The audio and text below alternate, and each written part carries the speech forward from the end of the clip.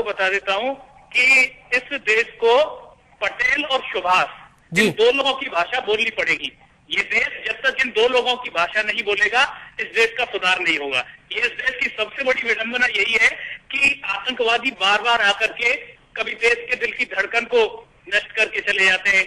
कभी एक भी शहर ऐसा नहीं इस देश का जिसको आतंकवादियों ने बख्श रखा हो। ऐसी स्थिति में हमको कठोर बनके और ईंट का जवाब पत्थर से देना होगा। जाहिर सी बात है कि मैं इसी संदर्भ में सोचता हूँ, मेरी कुछ पंक्तियां हैं वो मैं आतंकवादियों को नेस्तनाबूद करने के लिए और इस देश के प्रधान से कुछ प्रश्न पूछने के लिए, इस देश की सरकार के सामने सवाल करने के लिए अक्सर बोलता हूँ। हाँ जी जी, वही पंक्तियां कृष्ण आपसे जानना चाहेंगे। बिल्कुल। निर्ममता के हमले हैं ये शांति के रखवालों पर, निर्ममता के हमले हैं ये शांति के रखवालों पर, लहूलुहा फिर से भारत है शांति वाले द्वारों पर, इनको कोई फर्क नहीं चाहे बिरयानी खिलवाओ, इनका केवल एक धर्म है भारत को चलते जाओ, गलियां घायल सड़कें घायल, घायल भारत के बाजार, भारत माँ का दिल है घायल, घायल संसद की दीवार, बोलो दिल्ली के दरवाजों अपने मुंह की भी कह दो, ये अजमल अफजल क्यों जिंदा है, अब इसका उत्तर दे दो।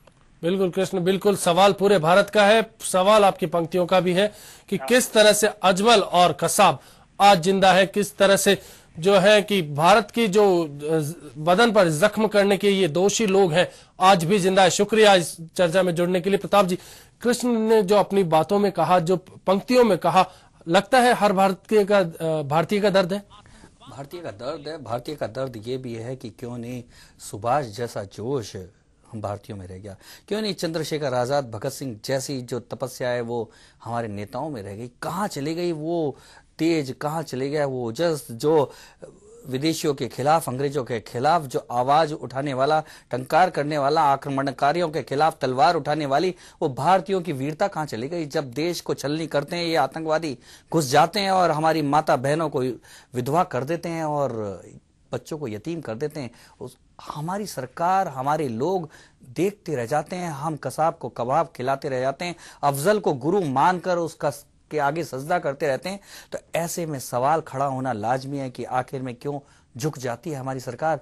इस देश की वीरता का इतिहास, इस देश की वीरता की संस्कृति कहाँ चली जाती है, कहाँ खो जाती है, कहाँ वीर हमारे नायक क्यों भूल जाते हैं हमारे देश के शासक। ये सवाल खड़ा हो जाता है और देश की जनता के सामने बड़ा यही सवाल है। हमने तो वीरों को चुना था, हमने तो साहसियों को चुना था, हमने सोचा था कि हमारे शासक बड़े वीर होंगे, देश की सुरक्षा में तल्लीन होंगे, लेकिन जब सवाल ये आता है कि कसाब को कबाब खिलाया जाता है, अफजल को बचाया जाता है, तो फिर देश की जनता सोचने को मजबूर हो जाती है आखिर में क्यों ऐसा हो। बिल्कुल, आखिर क्यों, ये सवाल देश की जनता के सामने है। चर्चा को जारी रखेंगे, वक्त हो चला है एक और ब्रेक का, जल्द लौटते हैं।